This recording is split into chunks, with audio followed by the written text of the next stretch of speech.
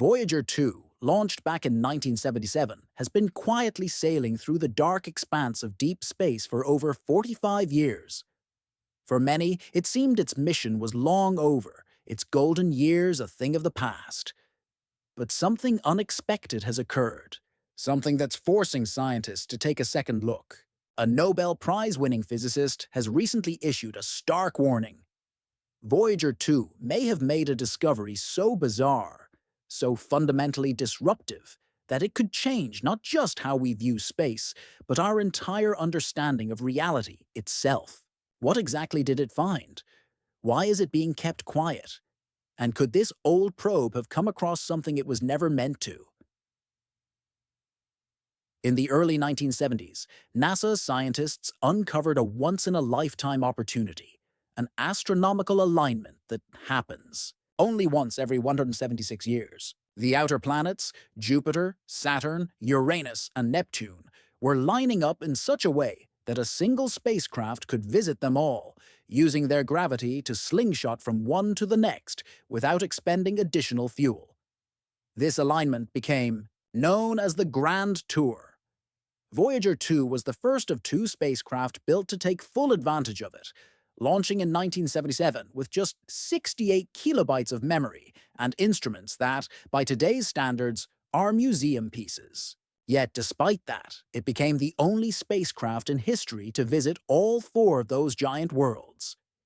Each planetary flyby revealed astonishing things. Jupiter's atmosphere raged with massive, churning storms. Its moon Io turned out to be volcanically active. Saturn's rings were haunting and complex, while its moon Titan showed signs of a dense, smog-filled atmosphere, possibly even methane lakes. Uranus, oddly tilted on its side, had a strange and erratic magnetic field. Neptune stunned scientists with a massive dark spot and winds that exceeded the speed of sound. These encounters didn't just reveal strange new worlds. They reshaped our view of the solar system. When Voyager 2 completed its Neptune flyby in 1989, many believed its mission was effectively over. The cameras were shut off, public attention faded. But the spacecraft kept going, quiet, unseen, and uncelebrated, into the darkness beyond the known planets. What most didn't realize at the time was that Voyager 2's most important mission was only beginning. For decades, it drifted on past Pluto, beyond the Kuiper Belt, and even beyond the Sun's magnetic influence, what scientists call the heliopause. In 2018, NASA officially confirmed it. Voyager 2 had entered interstellar space. It joined its sibling, Voyager 1, as the only human-made objects ever to do so.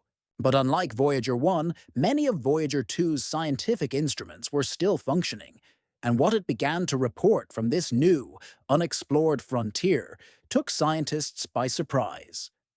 Interstellar space was expected to be calm, cold, and empty. But what Voyager 2 found was anything but peaceful. It detected turbulent fields, unpredictable streams of charged particles, and magnetic activity that didn't match existing models. Plasma density didn't drop as expected.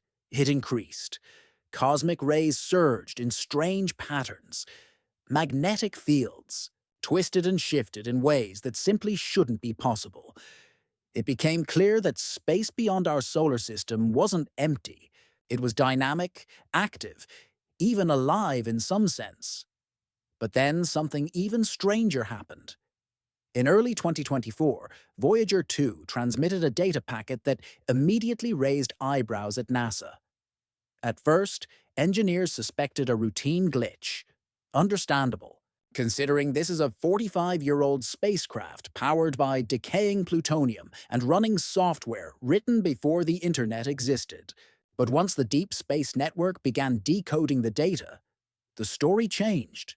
The transmission contained a structured burst of high-frequency electromagnetic signals, far too precise to be random and far too powerful to have come from the spacecraft. Itself, Voyager 2 had picked up something entirely unexpected, a spike in plasma oscillations, and a change in background radiation that indicated a localized bending of space-time.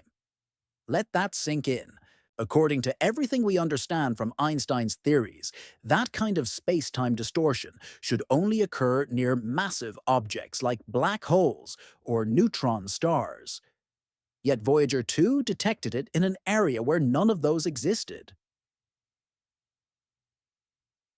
Nobel Prize-winning physicist, whose identity remains confidential due to national security concerns, reviewed the data. His reaction was brief and chilling. He concluded that Voyager 2 had entered a region of space that could not be considered naturally occurring. Something, he said, is at work out there. NASA offered no public explanation. No press conferences followed. But behind closed doors, attention to Voyager 2 increased dramatically. Speculation began to swirl. Had the spacecraft picked up an artificial gravitational signature? Was it possible that Voyager 2 had wandered into a region where something, an unknown force or even an intelligence, was doing something with space itself? It's important to remember, Voyager 2 is more than a science instrument. It carries a golden record, an encoded disc of music, greetings in 55 languages, sounds, from Earth, and a map showing our location in the galaxy. Carl Sagan once called it a message in a bottle cast into the cosmic ocean. But what if someone, or something, has found that bottle? The anomalies in Voyager 2's recent transmissions weren't random. The changes occurred in a pattern. The signal fluctuations, the plasma bursts, even the slight shift in the spacecraft's background radiation. These events unfolded with eerie precision, almost as if they were part of a sequence, a response. If something out there has studied Voyager 2, deciphered its message, and understood its purpose, then we might not be dealing with a discovery. We might be dealing with a reply, adding to the mystery during the time of the unusual transmission. Several of Voyager 2's core instruments suddenly stopped reporting data. These instruments, which had operated flawlessly for decades, went completely silent. No radiation, no plasma readings, no magnetic fields, nothing. It was as if the probe had entered a zone where even the rules of physics had been suspended. And then, just as suddenly, the instruments came back online. But the signal had changed, just slightly. The frequency had shifted in a way that was mathematically precise, yet had not been programmed, commanded, or even expected. That subtle change was so exact, some experts speculated it may have been an external correction, as if something had interfered, not to damage the signal, but to improve it. Keep in mind, this is a probe running on technology from the 1970s. It was never designed to adapt its own communications. So who or what made the adjustment? Inside NASA and among global astrophysics communities, a rift began to grow. Some scientists remained skeptical, believing rare cosmic events or unexplained natural forces might account for the anomalies.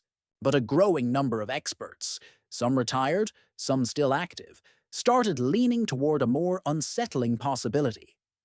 The Nobel physicist who reviewed the raw data reportedly stated off-record that either Voyager 2 had encountered a new form of energy or that the probe itself had been altered.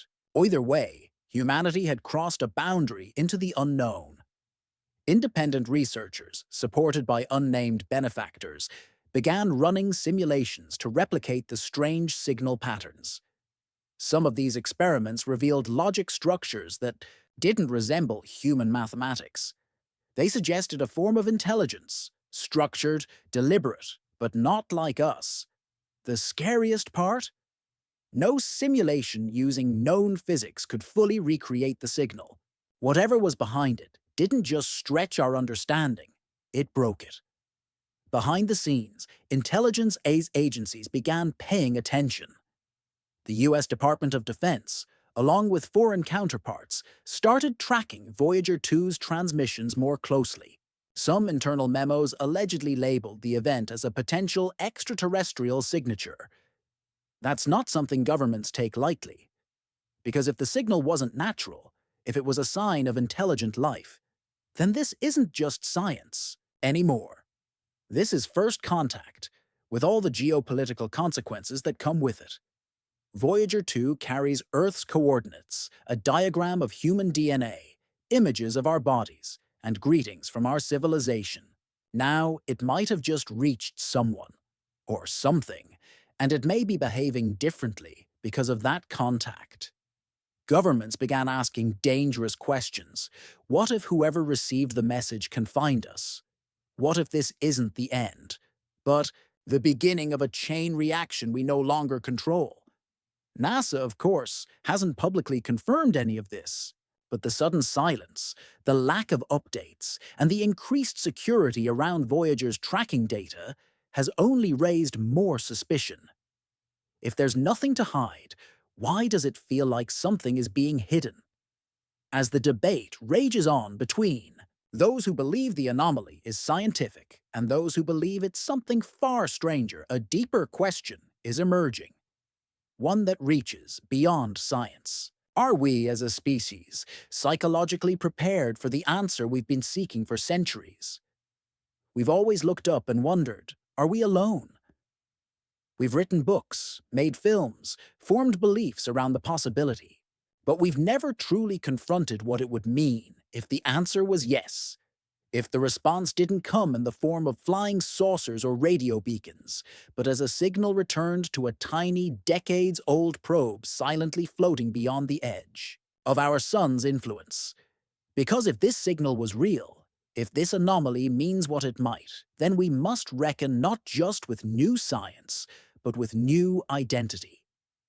Who are we if we're not the most intelligent beings we know? What happens to religion, to culture, to our sense of place in the universe?